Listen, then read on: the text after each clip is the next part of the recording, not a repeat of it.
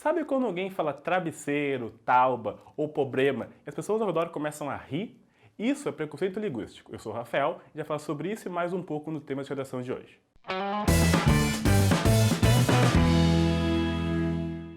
Antes de mais nada, a gente tem que entender o que é esse tal preconceito linguístico.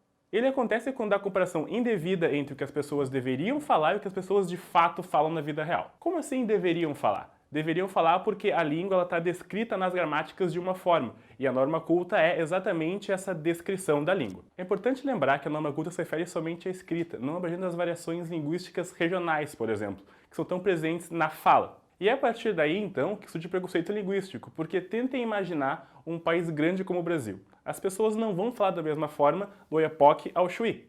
É importante que a gente perceba que a língua serve às pessoas e não o contrário, porque a língua oferece possibilidades para que cada pessoa de cada região fale de acordo com suas necessidades. Ou seja, é importante que a gente perceba que fatores geográficos e culturais, por exemplo, interferem bastante na forma com que cada região vai se comunicar. E é isso que faz que a língua seja viva e tão dinâmica.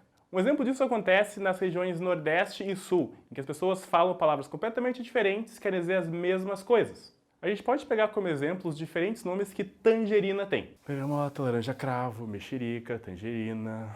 Qual tá certa? Qual tá errada?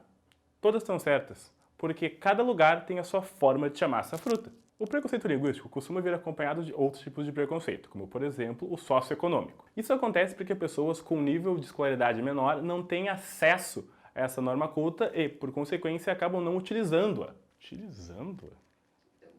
Existe também o preconceito cultural, que é a ideia de que certos grupos sociais falam português melhor do que outros grupos. Um exemplo disso é a ideia de que cantores da MPB são linguisticamente mais cultos do que cantores de funk, por exemplo. Isso tudo que eu falei é importante. Existe também o preconceito regional, que é a crença de que pessoas de certos lugares falam melhor do que pessoas de outros lugares. Um exemplo disso é a crença de que as regiões mais ao nordeste do Brasil falam português pior do que aquelas mais ao sul do Brasil.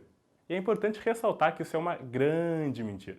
Porque não existe um português melhor ou pior, existe apenas a língua portuguesa e suas variações. Bom, quando vocês forem fazer uma redação sobre esse tema, é importante que vocês pesquisem bastante antes para delimitar qual vai ser o ponto de vista de vocês, porque esse é um assunto muito amplo. E, na proposta de intervenção, é interessante pensar que isso deve acontecer, que essa conscientização deve acontecer a partir da educação, de forma que as pessoas entendam que não existe o português errado ou o português certo. Esse tema de redação já está disponível em aulalivre.net com todas as referências usadas para fazer esse vídeo. E aqui do lado vão ter outros 2 temas de redação que vocês também podem gostar. Então tá, gente. Tchauzinho, até mais!